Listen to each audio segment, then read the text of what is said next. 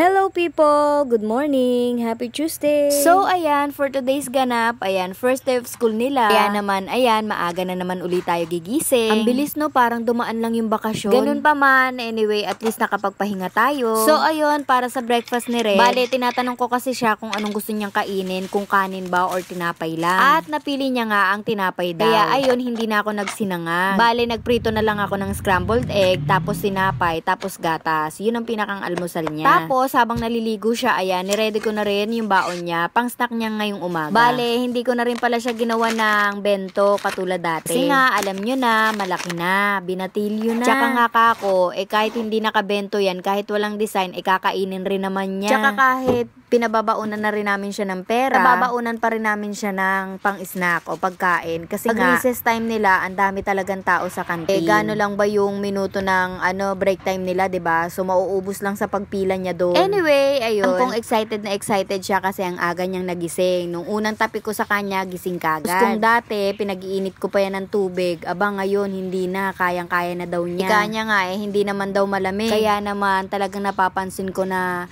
habang umaandar yung panahon, talagang nagbabago yung mga bata. Nagiging independent na sila kahit sa maliliit na bagay. Na kung dati halos binibihisan, minimedyasan. Ngayon mas madalas, "Mami, ako na lang, kaya ko na yan, ako na yan," mga ganun. Sa totoo lang, parang ngayon pa nga lang sa akin, parang hindi pa nga nagsisink in sa akin. Alam mo yun, may grade 6 na akong anak. Pero ganun pa man, patuloy pa rin akong pupunta, sasamahan siya sa school. Unless na siya na ang magbawal sa akin o magsabi sa akin na okay na siya. Pero hanggat kailangan niya pa ako sa school, hanggat hindi niya pa totaling kayang-kaya, samahan ko pa rin siya, nandyan pa rin ako sa tabi niya. At sigurado ako na hindi lang ako yung ganito, hindi lang ako yung nakakaramdam nito, hindi lang ako yung ganitong feeling. 'Di ba ikaw rin? May mga kilala pa nga ako na kahit malalaki na talaga high school na, andyan pa rin sila. Basta para sa anak. Anyway, ayan, ihahatid na pala namin si Red at sasama ako sa school. Alam nyo na, first day ngayon. Usually kasi kapag panghapon ng Daddy JM, pag naghahatid siya sa school sa umaga,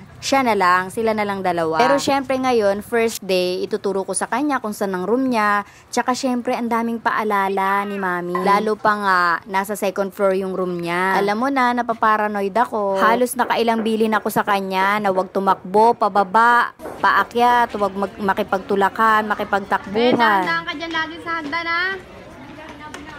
O tignan mo, hindi pa nakontento, umakyat pa ako dyan. Wala naman, gusto ko lang talagang i-double check, triple check. At ayun, maya-maya nga lang, andyan na rin yung teacher pala nila. Kaya naman ayun, hindi na rin ako nagtagal. Tinignan ko na lang din hanggang makapasok siya sa room. So paano, hanggang dito na lang muna. Babu!